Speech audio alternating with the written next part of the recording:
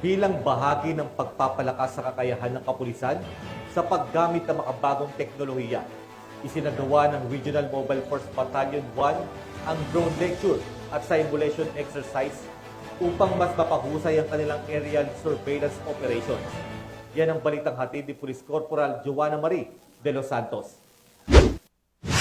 Upang higit na mapalakas ang kakayahan sa aerial surveillance at mapanatili ang kahandaan sa anumang misyon, nagsagawa ng drone lecture at simulation exercises ang mga tauhan ng Regional Mobile Force Battalion 1 sa pangunguna ni Police Colonel Fidel de Guzman Junio bilang bahagi ng patuloy na programa ng PNP para sa modernisasyon ng operasyon. Sa naturang aktibidad, binigyan diin ang tamang paggamit at pamamahala ng mga drone bilang makabagong kagamitan sa intelligence operations at pagpapatupad ng seguridad. Layunin nitong mas mapaigting ang kakayahan ng mga maneuver companies sa pagtugon sa mga insidente, lalo na sa mga lugar na mahirap maabot ng mga conventional patrol.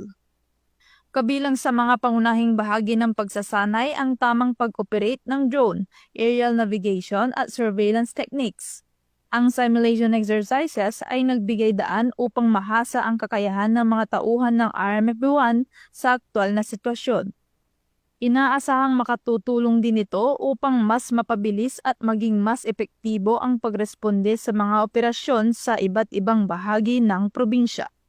Ang nasabing inisyatiba ay suportado ni Police Brigadier General Dindo R. Reyes, Regional Director ng Police Regional Office 1, kung saan kanyang hinimok ang mga tauhan na patuloy na mag-aral at maging responsable sa paggamit ng makabagong kagamitan.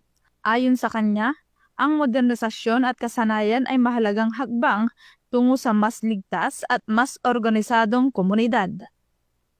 Mula dito sa Ilocos Region, ako ang inyong PNN correspondent, Police Corporal Joanna Marie de los Santos, alagad ng batas, taga-taguyod ng Balitang Pulis.